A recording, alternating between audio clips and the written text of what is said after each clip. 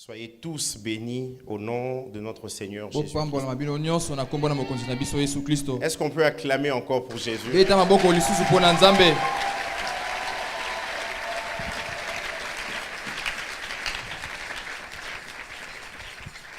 Je suis heureux d'être là. C'est depuis la semaine passée que nous sommes là en train de prier. Nous avons dit au Seigneur de marcher avec nous, de nous distinguer. C'est des moments forts. Le Seigneur est en train d'introduire l'Église dans une nouvelle saison. Et ne soyons pas distraits. Merci au pasteur Ken pour la confiance renouvelée. Et nous allons ouvrir nos Bibles dans le psaume 76, verset 12. Psaume 76, verset 12. Et nous allons lire aussi Genèse 28, 20 à 22.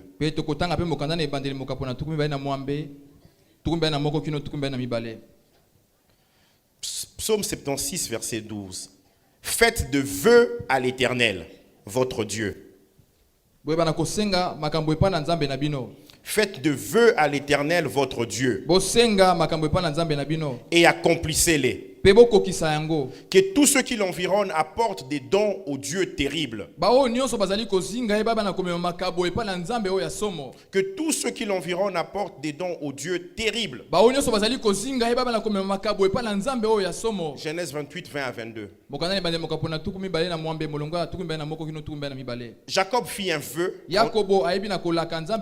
en disant: si Dieu est avec moi et me garde pendant ce voyage que je fais, s'il me donne du pain à manger et des habits pour me vêtir, et si je retourne en paix à la maison de mon père, alors l'Éternel sera mon Dieu. Cette pierre que j'ai dressée pour monument, cette pierre que j'ai dressée pour monument sera la maison de Dieu. Et je te donnerai la dîme de tout ce que tu me donneras. Et je te donnerai la dîme de tout ce que tu me donneras. Nous voulons poursuivre ce que nous avons vu hier, mais différemment. Nous voulons partager sur ces petits sujets. Faites de vœux à l'Éternel. Faites de vœux à l'Éternel. Quand on parle d'un vœu, il s'agit d'un engagement. Un engagement volontaire envers quelqu'un pour accomplir une chose précise. Et nous voyons, le psalmiste dit: faites de vœux à l'Éternel et accomplissez-les. Que tous ceux qui l'environnent apportent de dons au Dieu terrible. Si nous allons voir plusieurs sortes de vœux, les vœux qui va nous intéresser ce soir concerne les offrandes. Un engagement puissant. C'est ça le vœu. Le vœu est plus qu'une promesse. Quelqu'un a fait la différence entre la promesse et le vœu. Il dit qu'une promesse est un engagement à faire quelque chose plus tard. Mais un vœu est un engagement qui nous lie à commencer quelque chose maintenant et continue pendant la durée du vœu. Certains vœux sont pour la vie. Je t'aimerai jusqu'à ce que la mort nous sépare. C'est un vœu pour la vie. Tandis que d'autres vœux sont pour une période dans le temps, période limitée dans le temps. Et le vœu est une loi spirituelle. Et le psalmiste Asaph nous encourage à faire de vœux à l'Éternel. Le premier vœu mentionné dans la parole de Dieu est celui de Jacob, qui se trouve à Luz, qui deviendra par la suite Bethel. Il promet à Dieu de lui construire un autel. Il dit cet endroit deviendra la maison de Dieu. Et si tu me gardes durant le voyage, je te donnerai la dîme de tout ce que tu me donneras. J'aimerais nous dire, Dieu considère nos vœux. Il y a plusieurs principes concernant les vœux. Le premier principe, c'est qu'un vœu est volontaire. Il n'est pas imposé. Nous ne sommes pas obligés de faire un vœu. Mais il y a une chose, c'est qu'on ne peut pas vivre sans faire de vœu. Dans Deutéronome 23, 22, on dit si tu t'abstiens de faire un vœu, tu ne commettras pas un péché. Mais tu observeras et tu accompliras ce qui sortira de tes lèvres. Par conséquent, le vœu que tu feras volontairement à l'Éternel, ton Dieu, et que ta bouche aura prononcé. Deuxième principe. Un vœu prononcé doit être accompli. Si nous faisons un vœu, nous devons l'accomplir. Deutéronome 23, 21. Si tu fais un vœu à l'Éternel, tu ne tarderas point à l'accomplir. Troisième principe. Le vœu fait partie de notre vie. Un vœu lie la personne qui le fait. Et je l'ai dit tout à l'heure, on ne peut pas vivre sur la terre sans faire un vœu. Au moins un vœu. Dans Nombre 30, verset 2, lorsqu'un homme fera un vœu à l'Éternel ou un serment pour se lier par un engagement, il ne violera point sa parole. Il agira selon tout ce qui est sorti de sa bouche. Si on nous encourage aujourd'hui à faire de vœux, c'est pour un objectif précis. Et ce soir, Dieu s'attend à ce que chacun de nous fasse un vœu à son égard. Quatrième principe, le vœu doit être réfléchi. Les Israélites, le peuple de Dieu, étaient mis en garde contre le vœu prononcé à la hâte, contre le vœu irréfléchi. Proverbe 20, verset 25. Proverbe 20, verset 25.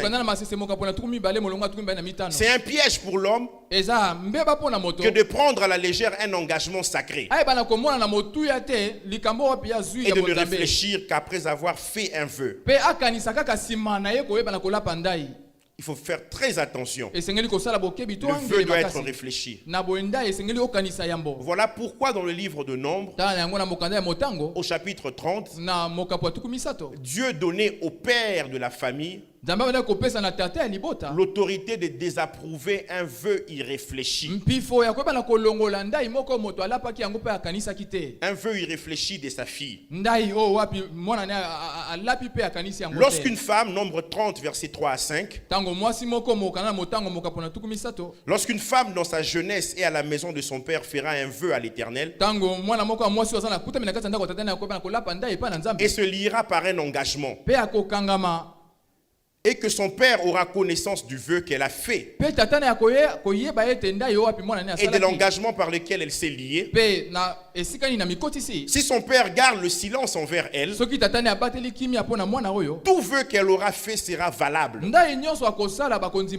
Et tout engagement par lequel elle se sera liée sera valable. Mais si son père la désapprouve le jour où il en a connaissance, tous ses vœux et tous les engagements par lesquels elle se sera liée n'auront aucune importance. Et l'Éternel lui pardonnera parce qu'elle a été désapprouvée de son père. Cinquième principe, Dieu n'agrée pas tous les vœux. L'argent mal acquis est en abomination à l'Éternel et ne peut faire l'objet d'un vœu. Deutéronome 23, verset 18. Tu n'apporteras point dans la maison de l'Éternel ton Dieu le salaire d'une prostituée, ni le prix d'un chien. Voilà, c'est ça. Le salaire d'une prostituée, ni le prix d'un chien.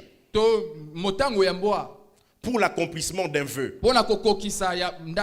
Car l'un et l'autre sont en abomination à l'Éternel. Dans la Bible aussi, nous rencontrons plusieurs types de vœux.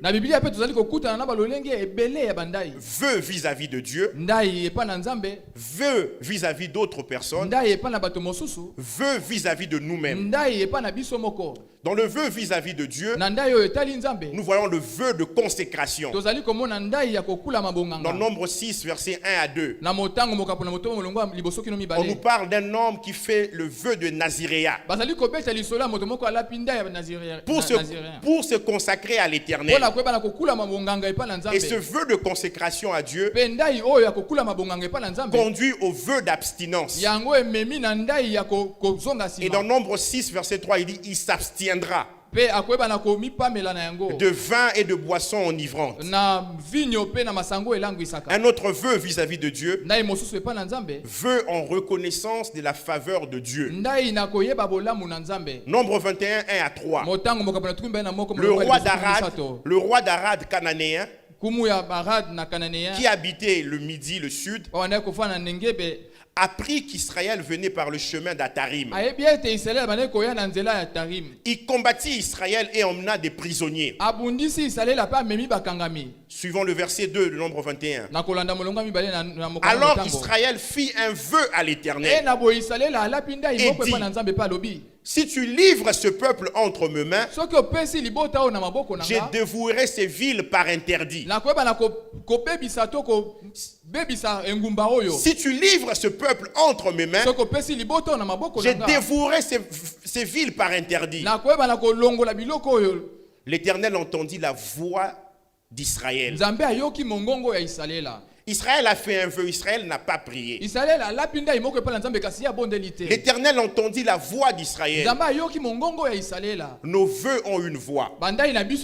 Et il livra les Cananéens. Et il livra les Cananéens. On les dévoua par interdit. Eux et leur ville, et l'on nomma ces lieux Orma. Israël dit, je dévouerai ces villes par interdit. Nous devons comprendre le concept de l'interdit. Quand Israël dit, je vouerai toutes ces villes par interdit, il est en train de dire, si nous remportons la guerre, tout ce que nous verrons comme butin, nous n'allons pas nous en servir. Nous allons stocker cela à la maison de l'Éternel. Et l'expression utilisée pour interdit ici en hébreu, c'est kerem. Donc kerem, tout ce qui est vivant, les animaux, les hommes devaient être détruits. Mais ce qui était précieux devait être gardé, entreposé dans la maison de l'Éternel. Quand on parlait du principe de l'interdit, de la notion de l'interdit, c'était réservé pour quelqu'un, mais aussi voué à la destruction. Si on l'utilise, on va être détruit. Voilà pourquoi Akan et sa famille ont été détruits. Parce qu'ils avaient pris les choses interdites. Et dans le principe du kerem ici, nous le voyons aussi dans la notion de la dîme. Lévitique 27, 28 à 30, vous allez lire. On nous dit que la dîme est dévouée par interdit. C'est-à-dire, c'est voué à la destruction. Si on les garde, ça détruit même 90% qui restent. La dîme appartient à l'Éternel.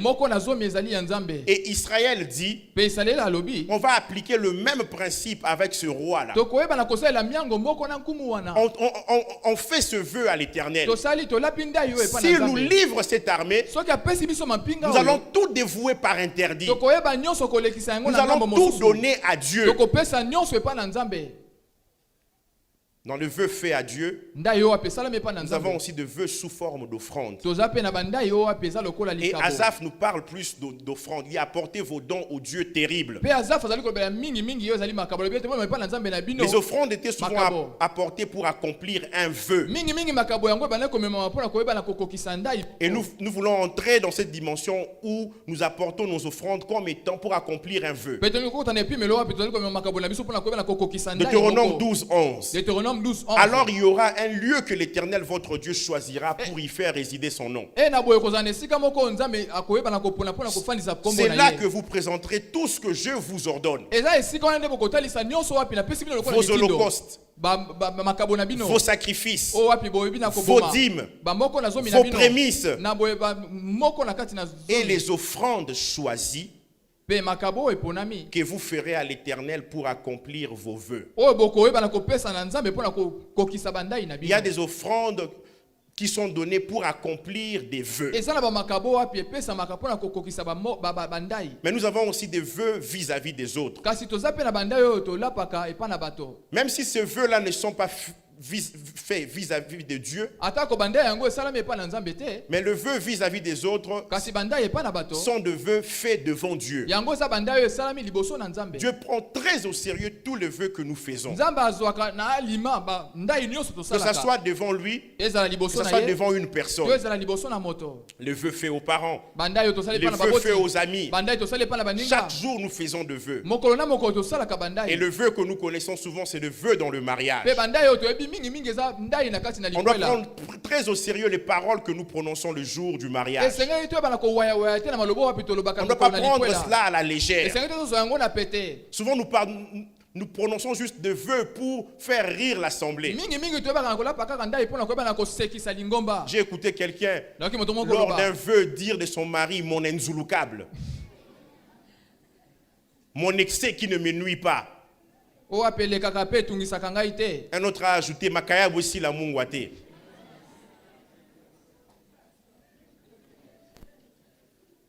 Lorsqu'on prononce de vœux, cela rend légal notre union. Nombre 30, versets 6 à 7. Lorsqu'une fille sera mariée, après avoir fait de vœux, ou s'être liée par une parole échappée de ses lèvres,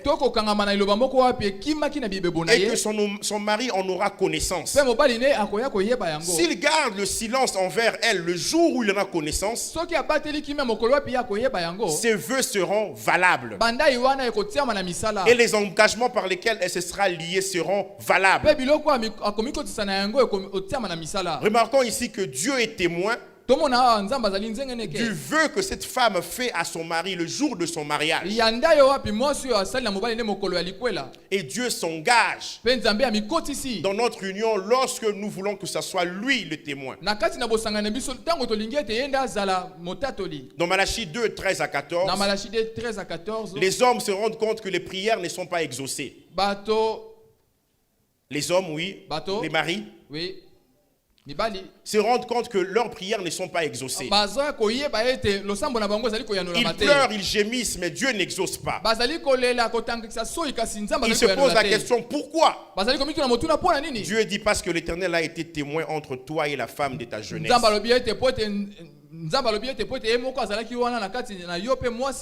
À laquelle tu es infidèle, bien qu'elle soit ta compagne et la femme de ton alliance. Quelqu'un est en train de dire: je dis fidélité. Dieu est témoin de vœux faits devant lui. Le mariage est un vœu. Et rompre ce vœu est une affaire sérieuse. Parce que rompre le vœu signifie briser une relation avec Dieu. Il y a des vœux que nous faisons vis-à-vis de nous-mêmes. Je m'engage pour me nourrir avec un certain repas. Engagement pour le sport. Ces genres de vœux, nous pouvons ne pas le tenir. On l'a fait envers nous-mêmes. Mais nous sommes liés par le vœu que nous faisons à Dieu et aux autres. les vœux sont faits à Dieu ou devant Dieu. Et nous devons savoir que la prière doit toujours ou souvent s'accompagner de vœux.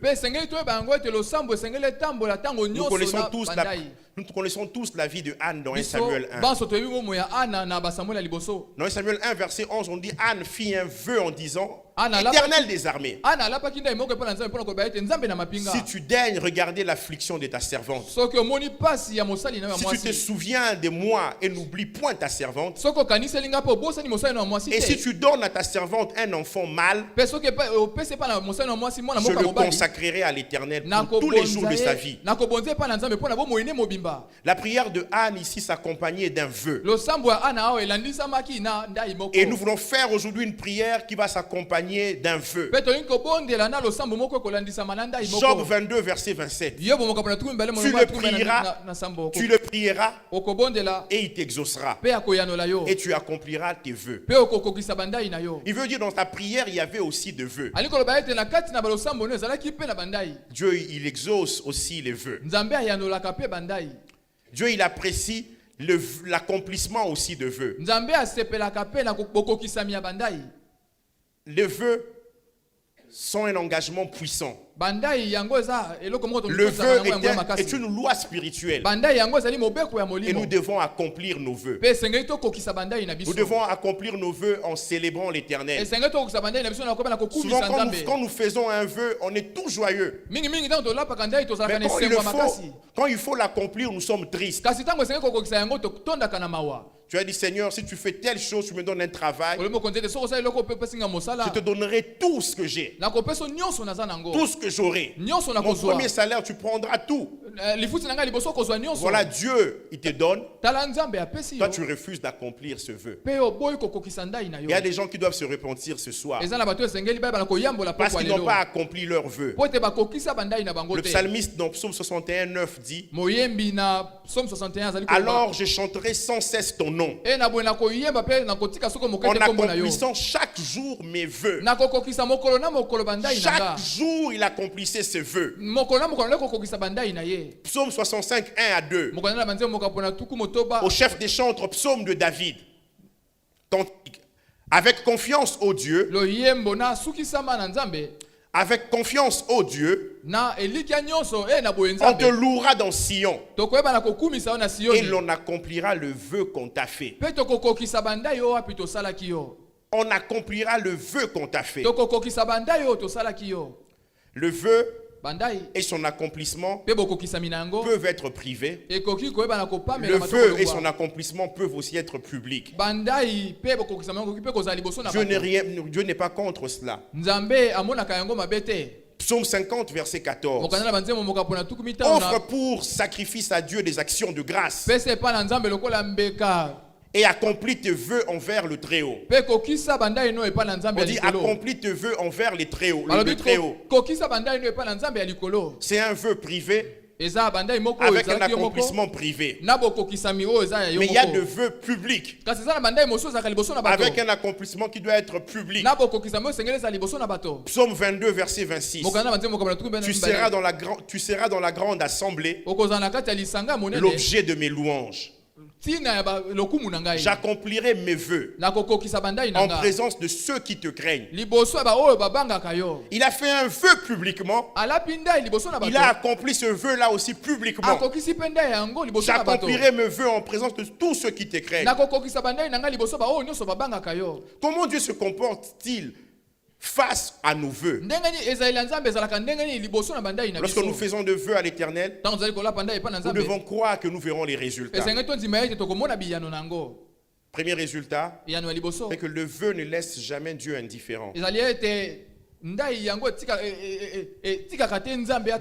Job 28, 20 à 22, Genèse plutôt, on nous dit Jacob fit un vœu à l'Éternel.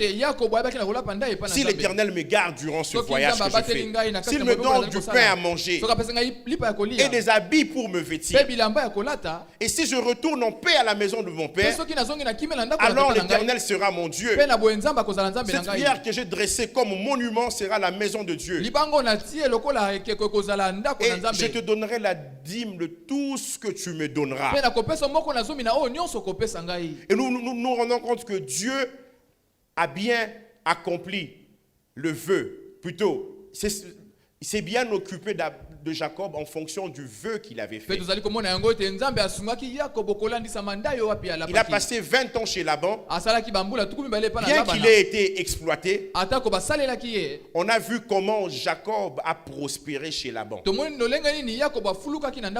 Dans Genèse 30, verset 29, Jacob lui dit, tu sais combien je t'ai servi. Et ce qui est devenu ton troupeau avec moi.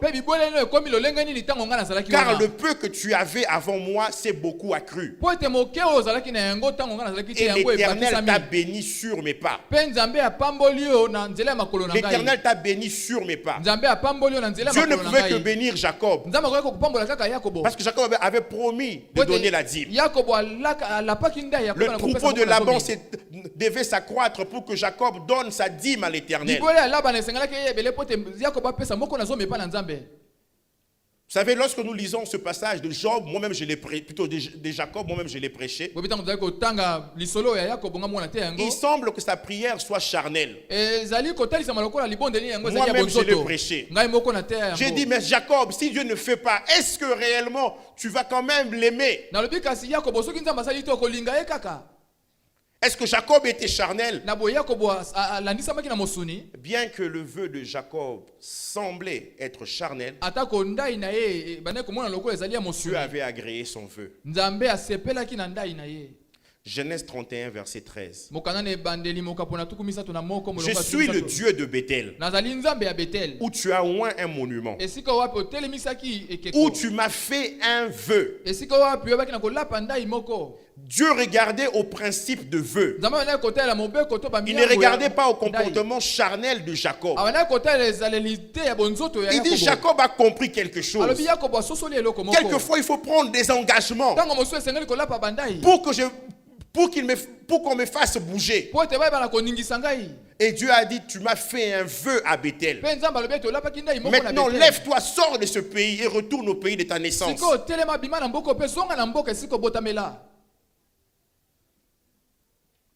Jacob s'est multiplié grâce à la protection divine. Dieu dans sa souveraineté nous protège.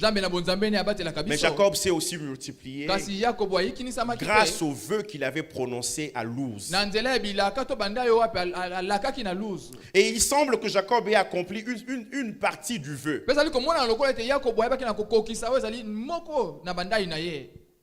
Il avait donné sa dîme. Il dit, alors je te donnerai la dîme de tout ce que tu me donneras. Pendant 20 ans, il a fait. Mais voilà, Jacob, l'autre partie du vœu n'avait pas été accomplie. De bâtir la maison de l'Éternel. Et Dieu lui dit, lève-toi, monte à Bethel. Là, tu dresseras un autel pour Dieu qui t'a paru. Lorsque tu fouillais Ésaü, ton frère. Genèse 35, verset 1. Un autre résultat du vœu. Le vœu prononcé conduit Dieu à nous faire passer du manque à l'abondance. À chaque fois que nous prononçons un vœu, Dieu nous fait passer du manque à l'abondance. Peu importe le domaine. Psaume 66, 10 à 12. Car tu nous as éprouvés, ô Dieu. Tu nous as fait passer au creuset comme l'argent. Tu nous as amenés dans le filet. Tu as mis sur nos reins un pesant fardeau. Tu as fait monter des hommes sur nos têtes. Nous avons passé par le feu et par l'eau. Mais tu nous en as tirés pour nous donner l'abondance. Mais entre le manque, entre l'épreuve et l'abondance, le psalmiste avait fait un vœu à l'Éternel. Et le verset 13 à 15 du même psaume, psaume 66, Le psalmiste dit, j'irai dans ta maison avec des holocaustes. J'accomplirai mes vœux envers toi. Verset 14, pour eux, mes lèvres se sont ouvertes. Pour ces vœux, mes lèvres se sont ouvertes. Et ma bouche les a prononcés dans la détresse. Tu passes par la détresse. C'est un bon moment pour faire de vœux à l'Éternel. Alors il dit, je t'offrirai des brebis grasses en holocauste. On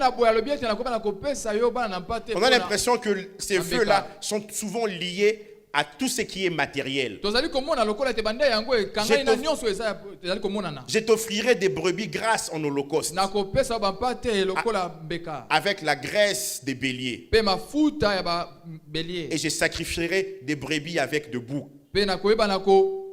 Le vœu prononcé conduit Dieu à nous faire passer du manque à l'abondance. Le vœu accompli glorifie Dieu. C'est sûr, Dieu nous fera passer, si nous prononçons un vœu, nous fera passer du manque à l'abondance. J'appelle chacun de nous à accomplir son vœu. Parce que le vœu que nous accomplissons conduit Dieu à nous faire encore des grandes promesses. Le vœu que nous accomplissons conduit Dieu à ouvrir les portes des bénédictions sur nos descendants. Et quand nous accomplissons le vœu pour l'autel de Dieu, Dieu il ouvre les écluses des cieux. Jusqu'à maintenant, Jacob, il avait accompli le vœu de sa dîme. Mais Dieu dit à Jacob, tu m'avais fait un vœu aussi pour ma maison. Et en ce soir, j'aimerais que chacun de nous fasse un vœu par rapport à ce projet de construction. Dieu dit à Jacob, retourne à Luz où j'étais apparu. Je me souviens de ton vœu. Peut-être que tu as oublié, mais moi je n'oublie pas. Je voudrais nous dire, n'ayez pas peur de faire de vœux. Ne vous dites pas, le pasteur a dit, il y a des vœux irréfléchis. Ne pas faire un vœu, tu manques une bénédiction. Tu passes à côté de quelque chose. Genèse 35, 9 à 13. Dieu est apparu encore à Jacob après son retour de Padan Aram. Et il le bénit. Dieu lui dit, ton nom est Jacob. Tu ne seras plus appelé Jacob, mais ton nom sera Israël. Et il lui donna le nom d'Israël. Dieu lui dit, je suis le Dieu tout-puissant, El Shaddai. Jusqu'à maintenant, seul Abraham avait connu Dieu de la sorte. Mais grâce au vœu accompli, Dieu dit, je suis le Dieu tout-puissant. Sois fécond et multiplie. Une nation et une multitude de nations naîtront de toi. Et des rois sortiront des terrains. Je te donnerai le pays que j'ai donné à Abraham et à Isaac. Jusqu'à maintenant, ce n'était pas à lui. Et je donnerai ce pays à ta postérité après toi. Faites de vœux à l'Éternel et accomplissez-les. Apportez vos dons au Dieu terrible. Dans le psaume 132, nous voyons un homme qui a fait un vœu à l'Éternel. Il s'appelle David. Dans le psaume 132, versets 1 à 5, cantique des montées ou cantique des degrés. Éternel, souviens-toi de David, de toutes ses peines. Il fit ce serment à l'Éternel, ce vœu au puissant de Jacob. Encore une fois le vœu. Je n'entrerai pas dans la tente où j'habite. Je ne monterai pas sur le lit où je me couche. Je ne donnerai ni sommeil à mes paupières, plutôt ni sommeil à mes yeux, ni assoupissement à mes paupières, jusqu'à ce que j'ai trouvé un lieu pour l'Éternel, une demeure pour le Dieu de Jacob, une demeure pour le puissant de Jacob. David David dit, je dormirai par terre. Je dors par terre. Jusqu'à ce que Dieu puisse trouver un endroit. L'arche de Dieu puisse trouver un endroit. Il dit, je dormirai par terre. Je ne donnerai ni sommeil à mes yeux, ni assoupissement à mes paupières. Jusqu'à ce que je puisse trouver un endroit pour Dieu. Est-ce que nous pouvons faire un tel vœu pour sa maison? Non, nos prières doivent s'accompagner de vœux. Et écoutez le verset 11 à 17. 132. L'Éternel a juré la vérité à David. Il n'en reviendra pas. Je mettrai sur ton trône un fruit de tes entrailles. Verset 14, c'est mon lieu de repos à toujours. J'y habiterai car je l'ai désiré. Verset 16, je revêtirai de salut ses sacrificateurs. Et ses fidèles pousseront de cris de joie. Là, je lèverai la puissance de David. Je préparerai une lampe à mon oint. Et je revêtirai de honte ses ennemis. Je revêtirai de honte ses ennemis. Et sur lui brillera sa couronne. Toutes ces promesses, parce que quelqu'un a fait un vœu à l'Éternel. Je me soucie de l'œuvre de Dieu. Je ne dormirai pas sur mon lit. Voici le vœu que je fais. Dans le psaume 20, verset 6, David dit, nous nous réjouirons de ton salut. Nous lèverons l'étendard au nom de notre Dieu. L'Éternel exaucera tous tes vœux. L'Éternel exaucera tous tes vœux. Et aujourd'hui, le Seigneur est en train d'appeler l'Église à entrer dans une alliance de vœux avec lui. Et vous ne le regretterez pas. Quelquefois, de vœux sont des folies. Les gens ne comprennent pas ce que cela signifie. En 2013, mon épouse et moi, nous avons pris l'engagement de donner 40% de nos revenus pour le projet que nous avons pour acheter un local. Chaque mois, c'est ce que nous faisions. 40% de nos revenus, plus 10% de la dîme, ça fait 50%. Et à l'époque, notre loyer revenait à 42% de nos revenus. On arrivait à 92% de nos revenus déjà partis. Et on vivait avec 8%. Et même moins. On avait fait ce vœu. On ne se rendait pas compte de ce qu'on avait fait. Et la même année, mon épouse est tombée enceinte. Mais comme elle avait connu autrefois des grossesses compliquées où elle ne perdait que des enfants, le médecin avait demandé à ce que chaque mois elle puisse la consulter, la gynécologue. Où trouver l'argent parce qu'il nous reste souvent moins de 8%. Mais Dieu, il avait agréé ce vœu. Alors que nous-mêmes, nous n'avions pas d'enfants, on avait prié pour une dame qui avait fait 11 ans de stérilité. Et la femme est venue nous voir au bureau. Elle était enceinte. Et elle a dit, Dieu me met à cœur. Lorsque votre épouse sera enceinte, moi je lui ai dit, elle est déjà enceinte. Que je puisse prendre en charge toutes ces consultations gynécologiques. Nous, on a fait un vœu à l'Éternel. Et voilà, Dieu, il s'est occupé de nous jusqu'à l'accomplissement de vœux. J'ai beaucoup de témoignages, mais je vais m'arrêter là. Faites de vœux à l'Éternel. Faites de vœux à l'Éternel et accomplissez-les. Apportez vos dons au Dieu terrible. Apportez vos dons au Dieu terrible. Que le Seigneur vous bénisse. Que le Seigneur vous bénisse.